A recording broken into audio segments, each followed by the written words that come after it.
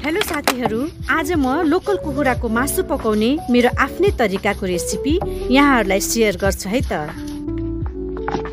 सुरुमा मैले मासुलाई मिठो बनाउन नभई नहुने जिरा, धनिया, सुकेको खुर्सानी र गरम मसलालाई एकैछिन तताएर सिलौटामा पिसेकी छु। लोकल कुखुराको मासु चाहिँ ठिक्कको पिस बनाएर राखिसकेकी छु। अब त्यो पिनेर राखेको मसलाको पेस्टलाई तोरीको तेल राखेर मासुमा मोलेर केही समय छोपेर राख्छु, यानि कि 15 मिनेट म्यारिनेट गरेर राख्छु।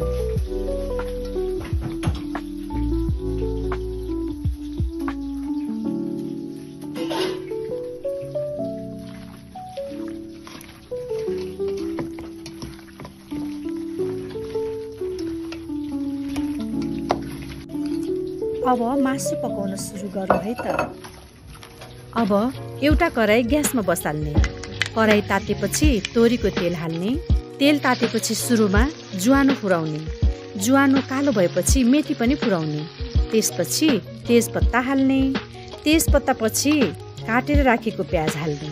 म चाहिँ प्याज ओइरिएको केही समयमै मासुलाई पनि ओइरिहाल्छु, किनकि मासु भुटिन्जेल प्याज नडढोस् भनेर।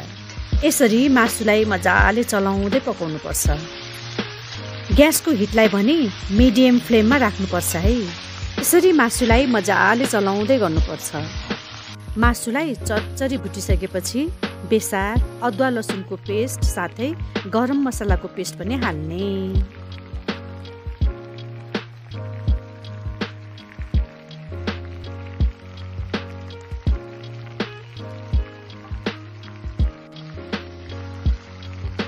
म चाहिँ मासुको छुट्टै फ्लेभरको लागि नेपाली हरियो झ्यापी हाल्ने गर्छु।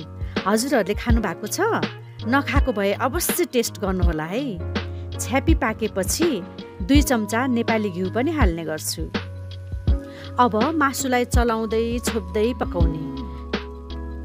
यो लोकल कुखुराको मासु चाहिँ मासुभन्दा नि सुप पिउन अति नै मिठो हुन्छ। अब सुपको लागि पानी हाल्ने र मजाले पकाउने।